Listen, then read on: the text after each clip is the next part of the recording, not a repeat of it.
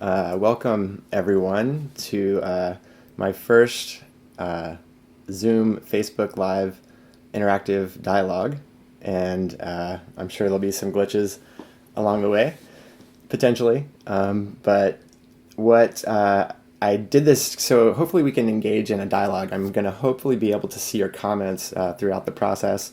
As I'm sure many of you may know, I have been working with Archetypes in the News, the relationship with Donald Trump and his chart and the politics of the day. And they are certainly coming to a head of some sort at this moment with the guilty plea of Paul Manafort, his previous campaign manager. So a lot of this we've been kind of anticipating, and if you go back through the posts that I have done, we've been anticipating something like this to come forward. And what I want to do today is do like a quick kind of review of the basic structure of how we got here, and then we'll look at Paul Manafort's conviction plea and what it seems to entail reflective in Donald Trump's transits, and also we'll look at Richard Nixon's transits in the 74 crisis that are very correlative to what's happening today. And I think there's a lot of really important insight that we can gain in the understanding of why this is taking place in a sense, and how to contextualize it in the larger picture of things, and also to maybe have a little bit of an expectation of how to move forward with what seems to be going to develop. So I want to start just by saying that the evolution of my thought has really developed a tremendous amount since taking on this project. And in the beginning, I was really repulsed by Donald Trump and his actions and the way that he expresses himself. And what I've evolved and come to is that repulsion is still there in essence, but it's basically moved into a form of compassion, because it's really unfortunate what's happening with him, and he's not separate from us ultimately. He's a reflection of who we are, and in particular, he's actually a very specific kind of hyperbolic exemplar of the shadow side of the Western white male European American psyche that has developed over the last 400 years. And I don't think this is an accident. There's a big reason potentially why he is ultimately carrying this burden. I don't feel as though it's necessarily like he's evil or anything like that. He's carrying an unconscious dimension of the problematic dimensions of ourselves, and they are reflected in the shadow dimensions of his chart, which can help us understand those dimensions, the shadow dimensions of different complexes, and how to potentially move into a different relationship with them, and so as not to be unconscious puppets of them. So that's kind of just the basic premise for what we're going to be working with here, and I think it's important that we take a look first at Donald Trump's chart. And so what I'm going to do now is share my screen with you guys. So hopefully what you'll be able to see here is Donald Trump's natal chart, and you can still see me in the screen in the bottom, hopefully, to talk to you. So perfect. Looks like it's going to work. Okay, great. So this is Donald Trump's natal chart, and he's born with an amazing chart, and this is something that we should take away from this, because it's not the chart that produces the person. Donald Trump is embodying this chart in his own unique way that's specific to his own karma and his own biographical upbringing. So the chart is not evil or good. It's the way that we participate in it. He's actually born with a potentially really amazing chart, and you can see that, and he has an amazing life in a sense. So he's born with the sun. This is the sun in a conjunction with Uranus, and this is a certain type of genius that he has. It's erratic. That's the shadow side. One of the shadow sides of Uranus is erratic and unpredictability, uncertain, kind of restless. You're all over the place, not hard to stick to a consistent theme. Whereas like Saturn is tradition, the structure, order, organization. That's not what's with this sun. He has a trine to the planet Jupiter, which is the largest planet, and it tends to grant success. He has good fortune, born on third base, millionaire. He's got a lot of background in that sense. But there's a lot of confidence with Jupiter and the Sun. The Sun is who our identity, who we're striving to be, and Jupiter supports that. And so you see a lot of confidence, and it's in the shadow side, it's arrogance and hubris in the sense of superiority, that one is superior. Jupiter, the largest planet, is above the rest of the people. In a sense, he looks down on everyone. So that's a shadow side of the Jupiter-Uranus alignment. Okay, so he's also born with Mars rising. This is the part of him that's temperamental, red in face, like reactionary, the way he is constantly berating people and attacking people. Mars is the shadow side is attacking. The good side is courage. It's just our ability to stand up for ourselves and take action and have will. But it's in this really interesting relationship between Saturn and Pluto and Mars. So Pluto is exactly at the midpoint of Saturn and Pluto. I'm sorry if I said that wrong. Pluto is at the midpoint of Mars and Saturn. And what it does is it draws all three of these energies together in a very compact way, and they all get fused in a sense. And the Pluto-Saturn alignment, you tend to get often a tendency to have highly defined boundaries. Saturn, our boundaries of who we think we are, and we identify with the good or what we think is good on the inside of those boundaries. And then what we fear, Pluto, the id, the instincts, the things that we repress about ourselves, are what we fear and put outside of our boundaries, and then have a sense that it needs to be destroyed in order for our survival to manifest.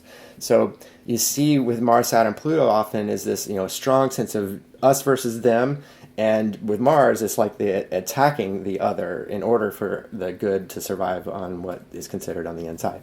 So this high sense of division, and the combativeness against what he sees as other is a very prominent, distinct quality of Donald Trump that has been present throughout his life. It gets exasperated at times, and we're going to go into some of those times actually because it correlates to some of the transits. This is a really fascinating evolution that we're about to witness.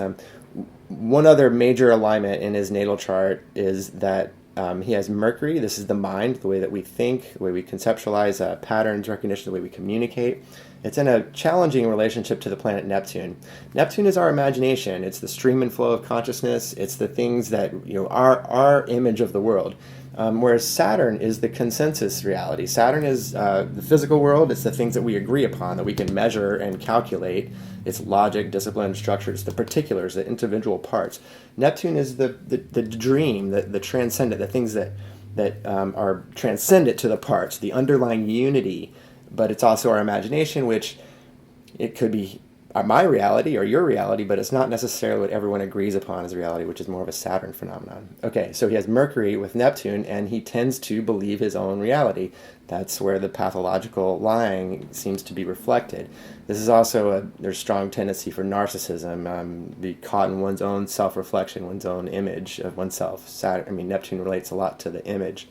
Okay, so that's a quick run through of his basic, big part of his natal chart. The one really important thing that I'm not sure if I mentioned at the beginning, but his primary wound, I'm not a psychologist, but it seems as though the primary wound that he is operating from, and this is the way I witness him, is we're all operating from wounds. We all have trauma, and we're operating from those places unconsciously. And he's doing it in a way that where it seems like the relationship itself, the relational field, relationality, is the primary wound in which he is suffering from. And you see that in the overly self-identification with self-importance. It's almost like he doesn't have any empathy for other. Like it's almost like other doesn't exist in any way that's in any way comparable to oneself. So the capacity for empathy is not present when you don't have any orientation or understanding of other as in any way important in the same way that you think that you yourself may be important. So this, to me, seems to be the primary core of the wound that he's working from, which is extremely scary. And honestly, it's really sad. I don't take any pride or joy in watching what's happening. It's, he's suffering from a deep, deep wound. And because he's catapulted himself to the highest position in the land, he can no longer avoid his reflection. He doesn't have a self-reflective practice. And this is, I think, the big part of what's happening. It's like On psychedelics, the psychedelic experience tends to dissolve the ego to where you become a more vivid embodiment of your natal chart. Like the archetypes come through in a way where the ego is not filtrating it.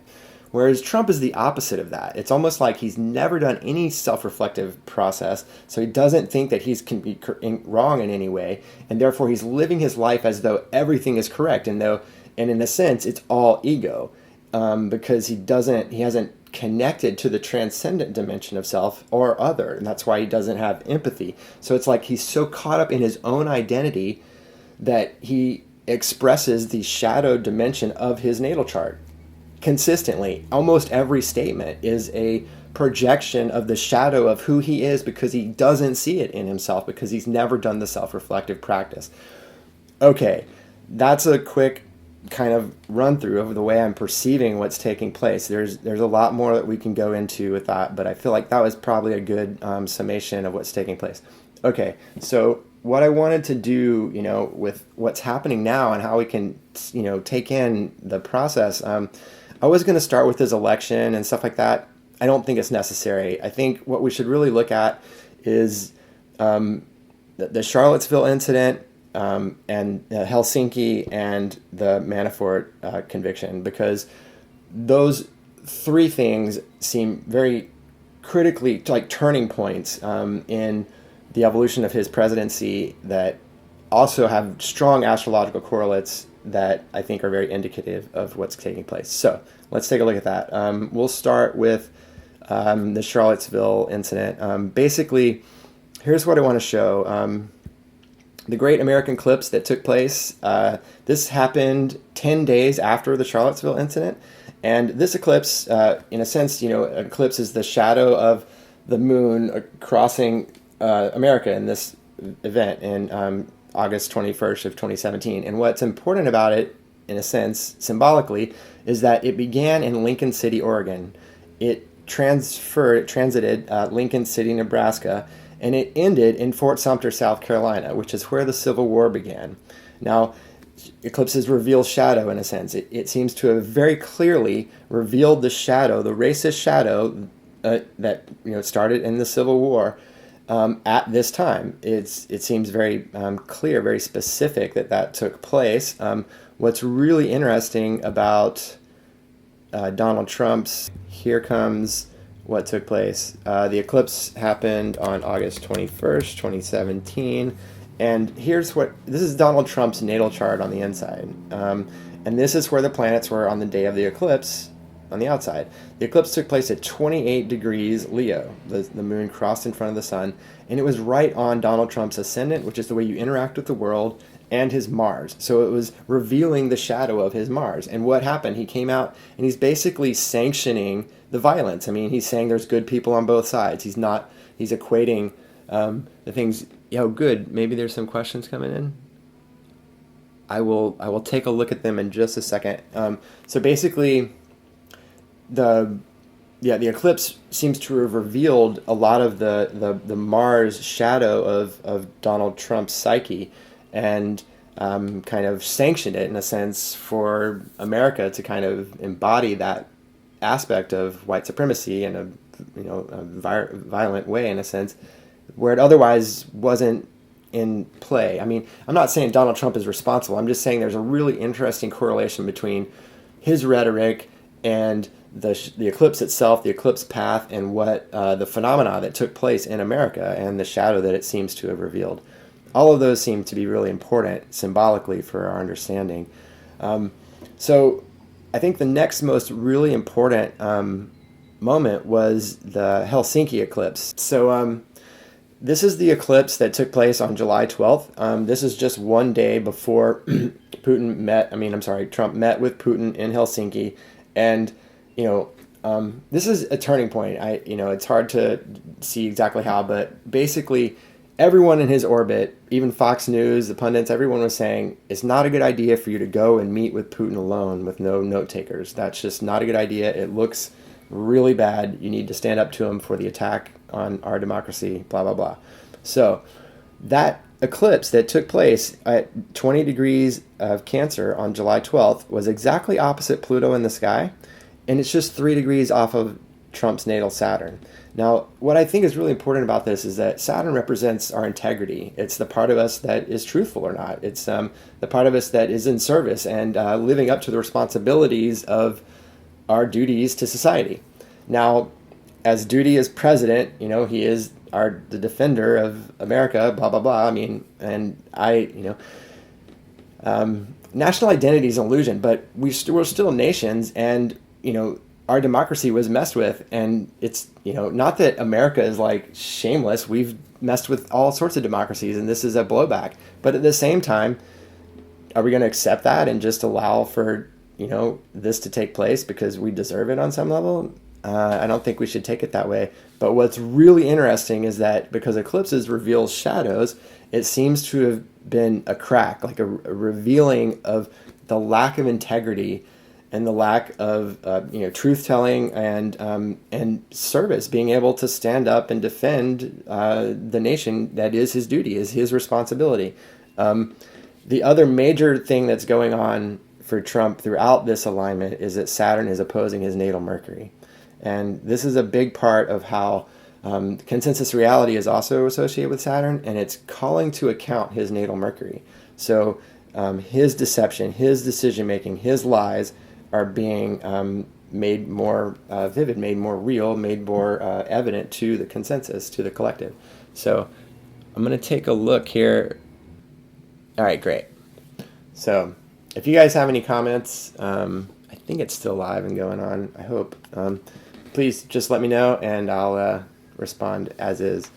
So hopefully that was clear. I think, it seems like Helsinki was a turning point. His poll numbers have been going down since that time. I feel like there is this a shadow revealing of his, lack of integrity that's been there since the beginning, but coming into cultural prominence in a way that it hasn't been up until this point. So there's a lot of things we could look at now. I think here's one.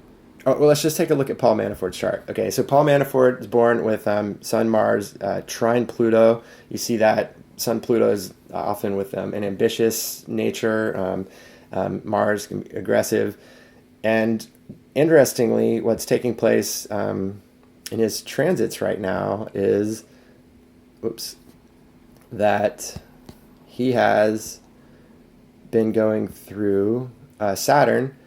I'll move this in weeks. So basically, this is Saturn in the sky. It is in a 2-degree square to his natal Mercury. And if we just go back a few months, Saturn stationed at 9 degrees Capricorn, which is just 2 degrees away from his sun. This is back in April. I don't know, I forget the details of when he went into jail, but he's been in jail, still sits in jail. He's been convicted. He pleaded guilty to over 18 counts of fraud and conspiracy to defraud the United States government, all sorts of things. So karma, the consequences of his actions, Saturn, the government, the law, all of that is catching up with him. And what's interesting is that if we move back to now, it's retrograded back to the square to his Mercury, which is specifically related to the decision to cop to to plead guilty, to take responsibility for your decisions, responsibility, Saturn, Mercury decisions. That's all really important. And then we can also look at the really fascinating alignments for Donald Trump during this period, because they're actually similar. So this is today. I'm going to go back in weeks. I'll go back in weeks. So Saturn back in April stationed at 9 degrees Capricorn, just 1 degree opposite his natal Mercury and squares natal Neptune. So on the part of his chart that has a problem telling the truth, that gets caught in its own imagination, its own delusional perceptions of things, Neptune. And Saturn is the actual truth, what everyone else agrees upon as reality, and that has been a big issue for Trump, trying to bring what he sees things in concert with the way that we see things and the way that the law sees things in particular. So all that's been happening for the past several months. I believe what we can see is because it just did the stationary motion. Like if we go back a little bit, it just stationed. See, it's at 3, 4, and now moving in weeks, and it just stationed at 2 degrees just in the last few days. And now it's starting to move backwards. So like the stationary points are the most potent points of any planetary alignment because it's motionless. I mean, it's like it's more focused, it has more intensity, and it's also kind of a pivot point of its cycle because everything's a cycle. So it's like, energetic intensity that happens with the stationary positions. So and I've seen this like in Saturn returns and people's experiences of transits. It's like you might get an introduction at the beginning, but then when the last transit comes and stations at the very end, you get like the final piece that's needed to be integrated, that kind of thing often. And so the fact that he's basically throughout this time he's become more and more isolated, more and more convictions have happened, and he's been unable to communicate, just have reflection, good communication with people that can reflect to him what's happening. And so unfortunately, because of his primary relational wound, which is that he doesn't honor relationship properly, that's being reflected back to him, and because of what's happening, he's isolating himself because he has such a hard time relating to others and trusting others, that it seems as though he's boxed into a corner. And often when organisms are boxed into a corner, they lash out. I mean, he has a tendency to lash out anyway, but I can't predict what's going to happen. A psychological meltdown would not surprise me in any way because he's never done the self-reflective practice. He's never done it in a safe space. So he's put himself into the highest position in the world, and now, unfortunately, it's probably going to happen in full view of history. So I put a lot of my own opinion in there, obviously, but it's just the way I'm seeing things. I'm really interested in the way others see it, and if you have any questions, concerns, comments, corrections, anything like that, there's more. There's always more you can talk about. I mean, we could go into all sorts of I think maybe where I should close is just, what is this all meant? What is this all saying? What's it meant to do? How's it really meant to help us? I mean, one more thing before we go. This is what's coming up for Trump personally. Like I've talked about before, but many of us know there's a Saturn-Pluto conjunction taking place in the sky over the next 3 years. It started in 2017. It runs through 2021. Actually, we should go back to Richard Nixon. This is really important. So Nixon is born with the Mercury-Jupiter conjunction opposite Pluto. So instead of where Trump has Mercury-Neptune, where it's kind of delusional, believing his own reality, falsities, truthful hyperbole, he faked himself onto the Forbes 400 lists. He seems to have faked himself all the way up to the presidency. But anyway, Mercury, Jupiter, Mars, Pluto is a much more ambitious Mercury. That's the world dominant power mind, and that's what Nixon had. He was like much more of a conquistador of the mind and wanted to dominate, and that was when he was breaking into the Democratic National Committee, Watergate. It was his idea, and because he's paranoid. Mercury Pluto is a paranoid thing. Your intensity mind is thinking there's fear out there everywhere. Now Trump has that in different ways with Mars and Saturn and Pluto, but with Nixon, it was very specifically with the mind, a paranoid mind. But fascinatingly, when Watergate took place, this is the resignation. Let me do the. This is when he got indicted. So the 7 indictments in March of 1974, which is what led to Watergate investigation and everything. Saturn was conjoining Pluto, his natal Pluto. It was also the beginning of a Saturn square Pluto from the 73 to 75 period, which was the energy crisis, OPEC, and the Yom Kippur War in Israel and all that. But it was right, look at this, 3 degrees opposite his natal Mercury. So Saturn in the sky, calling to account his corrupt Mercury, Pluto, Jupiter, Mercury, Pluto. You see what I'm saying? So like Saturn, consensus reality, the government, the authorities, bringing to public account his lies and deception and corruption and manipulation. So that's in Nixon's chart.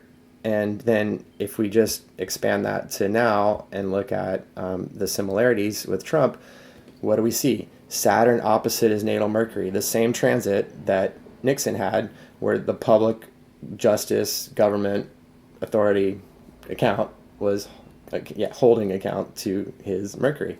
And in this case, it's this deception, it's this pathological lying, his inability to actually say that, to stick to a truth.